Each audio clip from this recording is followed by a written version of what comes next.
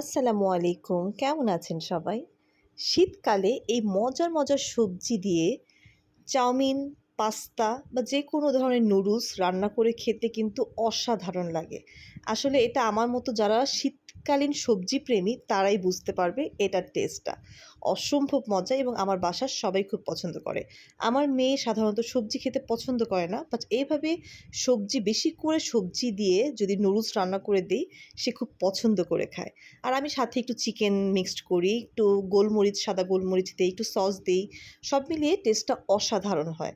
আমি নিজেই এটা নিজের রান্নার খুবই প্রেমী যেটাকে বলা হয়, আমি খুব পছন্দ করি।